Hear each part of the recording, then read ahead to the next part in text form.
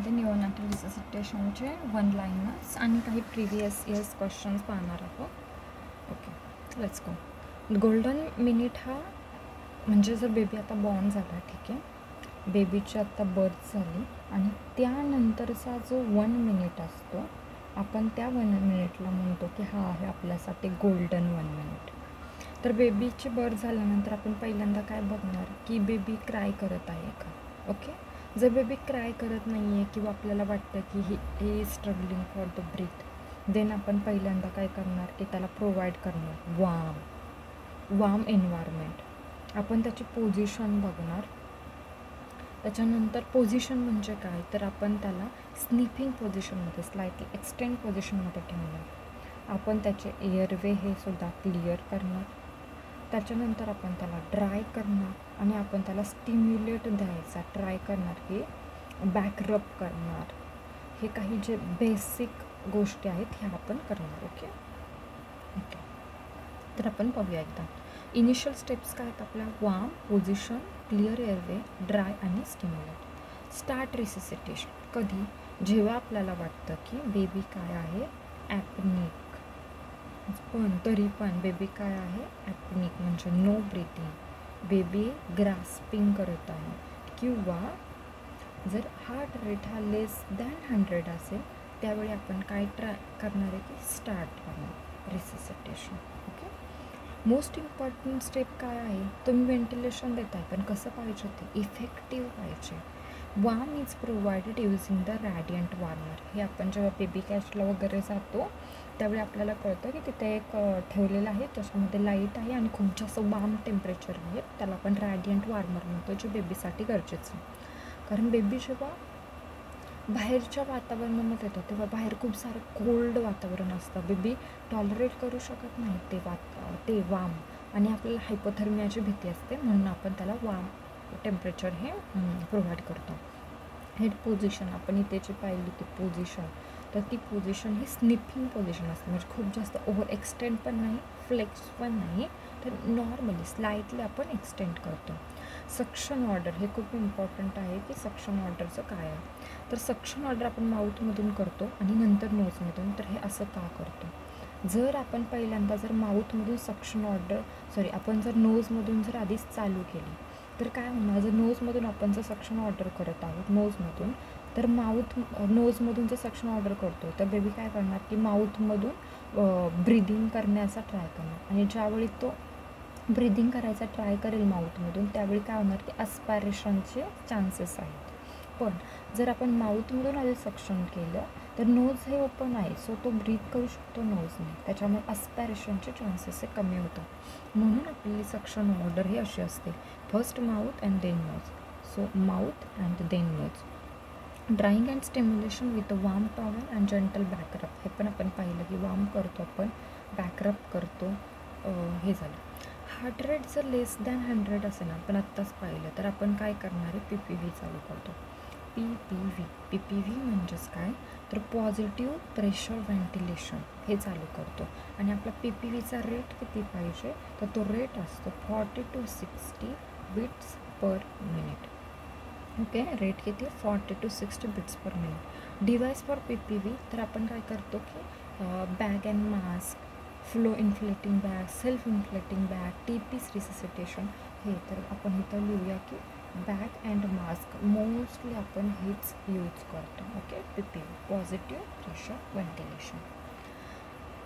Prefer interface काय आहे, तर face mask, लॅरिंजल mask, airway.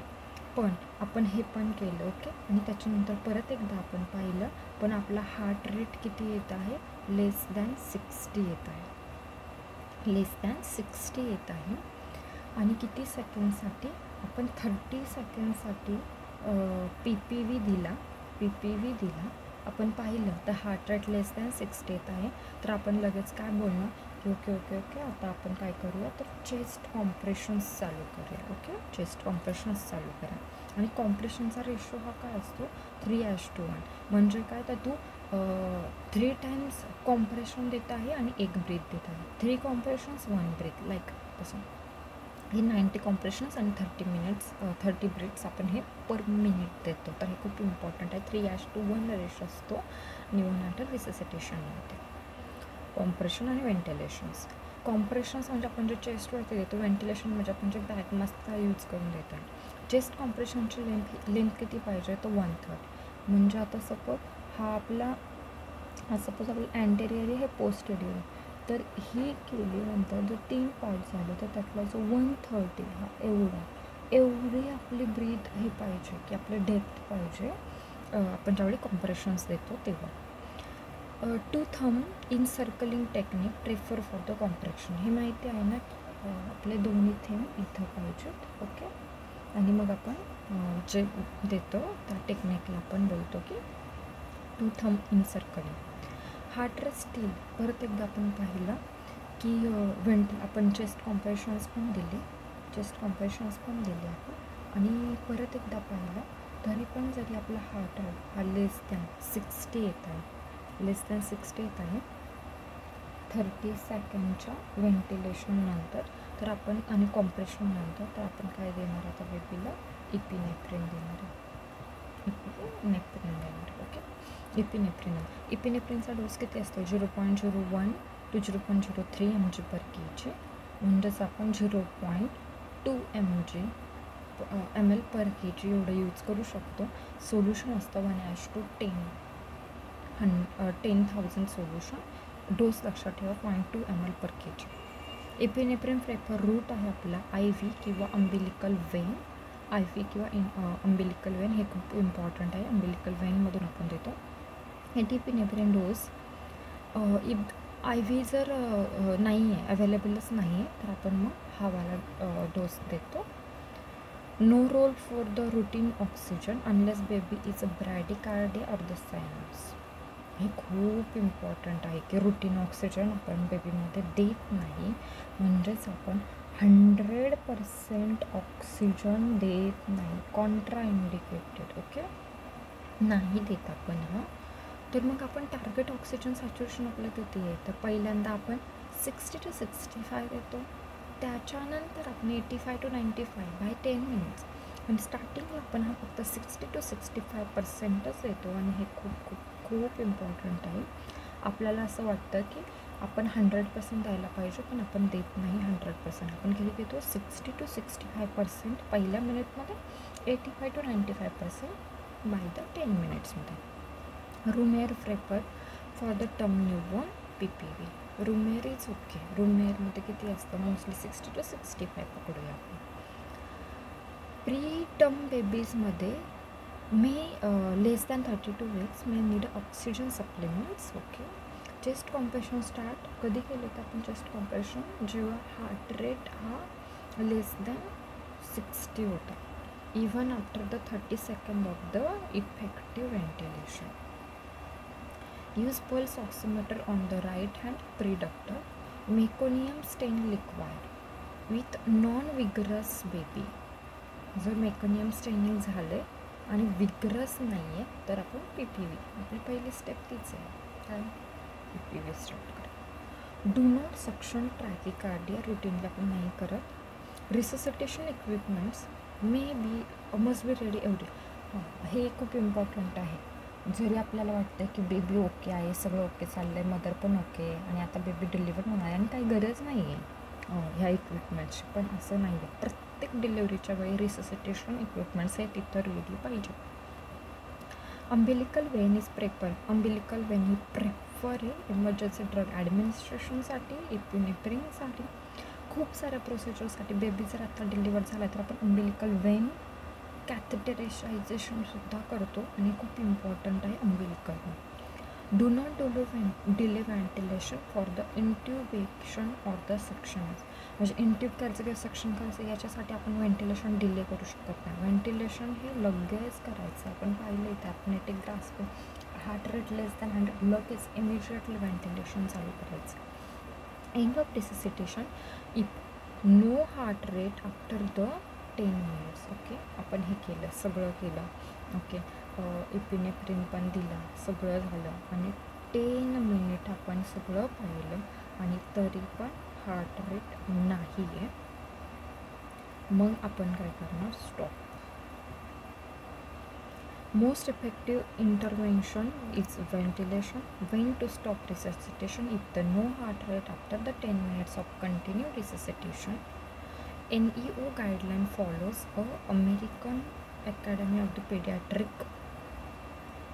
latest NRP edition 28 edition 2021 focus on the delayed cord clamping आणि non इन्व्हॅसिव्ह ventilation. Non इन्व्हॅसिव्ह म्हणजे काय तर काहीच इकडे तिकडे न करता डायरेक्ट बॅग अँड मास्क चालू करायचं पटकन. सो हे नॉन हे आहे इन्व्हॅसिव्ह. तर हे सगळं आहे आपल्या रिससिटेशनच्या रिलेटेडचं आणि हा आहे आपला algorithm for the resuscitation. Okay, तर आता आपण काही क्वेश्चन सॉल्व करूया. फर्स्ट क्वेश्चन आहे the first step in the neonate. First step काय होते आपली की पहिले नॉर्मल तुम्ही ट्राय करा, वार्म करा, ड्राय करा बेबीला. कशासाठी तर prevent hypothermia. In the neonatal resuscitation if the heart rate is below 60 after 30 second of the effective ventilation. स्वतःच पाहिलं होतं की व्हेंटिलेशन PPVची नंतरची स्टेप होती chest compression. Chest compression. What is recommended oxygen saturation start PPV. PPV start करण्यासाठी O2 in term काय पाहिजे room air. Room air important. The current chest compression किती असतात निओनेटलसाठी 3:1. When should endotracheal intubation be considered during the neonatal resuscitation? त्यांनी काय सांगितलं होतं की तुम्ही आधी कोणता ट्राय करा, इन्व्हेजिव्ह ट्राय करा. इन्व्हेजिव्ह कोणता होता आपला बॅग अँड मास्क. जर हा यूजफुल नाही आहे त्याच वेळी आपण काय करणार, ठीक आहे आता एंडोट्रॅकेल इंट्यूब करूया.